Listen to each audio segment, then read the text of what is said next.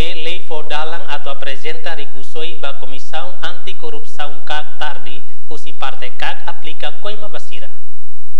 Declaração ne hato husi Diretor-Geral Prevenção no Sensibilização CAC, Antoninho Alves da Cruz, ba jornalista Sira Iha Matadoru Kuartane. Nedehan infrator Sira nebehetan aplicação coima o valor correspondência porcento rua nulo resen 5 husi salário base mensal nebehak tuiriha artigo hat nulo resen 8 konaba apresentação tardi.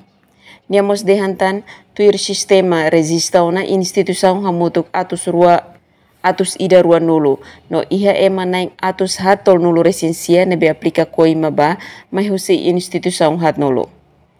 Diretor nedehan Sira haruka una carta ban nível Ministério Hoto to autoridade municipal, kona balorong atualiza rikusueng, quando la cumpre mak se aplica coima na fatin. Estamos lá tipo anualidade. Data 1 de janeiro até 31 de janeiro, para cargo ser novembro que registra teon atualiza fazer bens no impresso. Quando ligo na dia 31, 1 de fevereiro, baleten a continua aplica coima.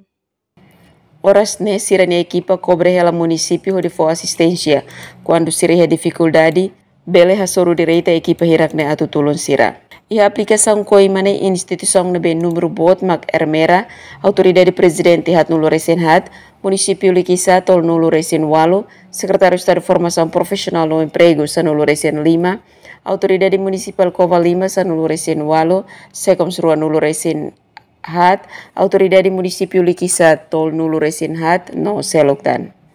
Terezinha de Deus, STL News.